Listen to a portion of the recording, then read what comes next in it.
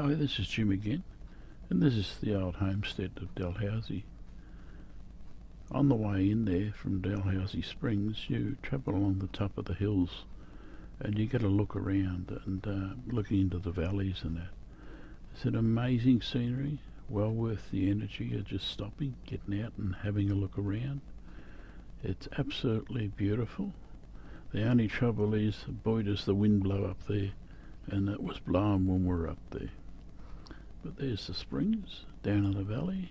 There are many springs. It's a great place to look around, I can tell you.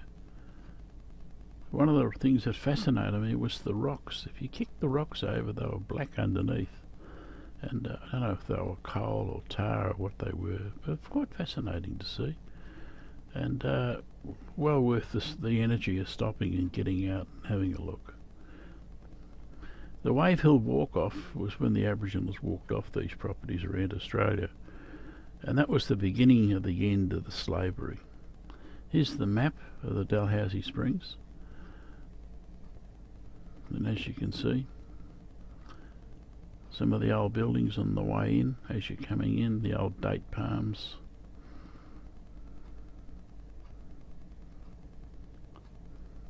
One of the things that fascinated me was the stockyard. This is bush timber and rough cut, and the workmanship in cutting this stuff is amazing. If you read a lot of the plaques around there, they explain an awful lot about the place, and it always amuses me that you see the pastoralists sitting there. They always look so happy.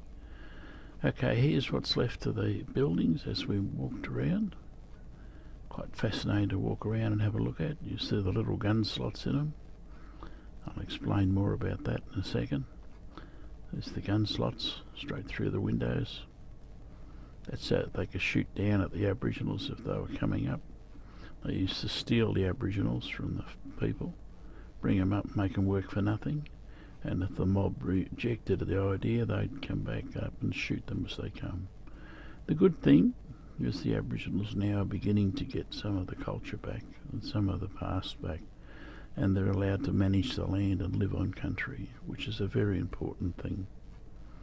We must sign a treaty with the Aboriginals and accept some of the horrific things that we've done in the past in the name of progress.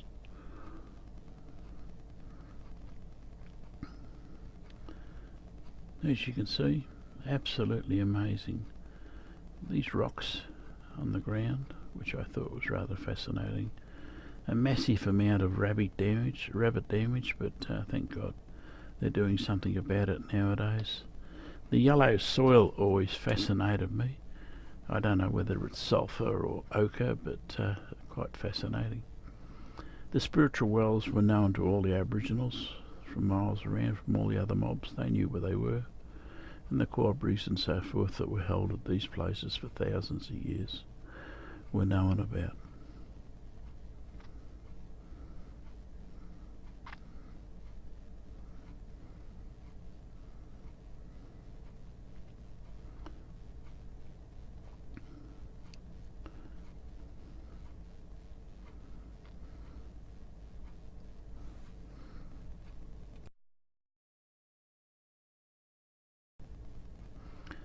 As you can see,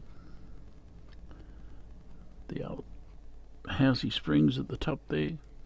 This is the family that spent there for a long time. It always amuses me how happy they look. They brought feral animals, feral plants, feral everything, and destroyed the country, so the Aboriginals today can never go back and live on country.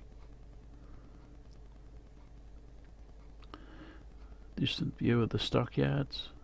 As you can see, the workmanship is amazing. Tools from the Stone Age to the steel. This is some of the Aboriginal tools in the old blacksmith workshop. I'm a boilermaker by trade, and it has a little bit of a touch to me. I was taught how to make wagon wheels, and here's the wagon wheels forged in the blacksmith. Starts off with a piece of flat steel and he hammers it all round, makes it into a circle, puts a shape on it, welds it together with the harp, and then he shrinks it onto the wheel. He heats it up on the fire and makes it expand, drops it over the wheel, the wooden wheel, and then shrinks it with water. No screws, no bolts, no rivets, no nothing, and it stays on for the life of the wagon. Here's the old forge. Occupation, health and safety, I think it'd have a bit of fun nowadays with a place like that. The roof over there, the little gun turrets and a doorway, it'd be like a furnace in the summer. There's a broken axle off a wagon. There's a tow hook laying up there at the top, and all these things were made on the harp. Here's outside with the veggie garden. They used to have to put the netting over the veggie garden to stop the birds having a feast. And misfortunately, I think this garden's seen better days. But it's all part of your history. Great to see. Great to know that it's being preserved forever. It's great to see the Aboriginals managing country today. This is the Lonely Graves, the grave site that's up there. There are Aboriginal graves here. And there was one fella that passed away, and the mobs came from all over to the funeral. This is the white fella that's in the grave, and of course the only thing you can see today is the white fella's grave. The Aboriginal graves have disappeared into the never never. But until we make a treaty with the Aboriginals and have respect for them, we will never, never make peace with them in this country.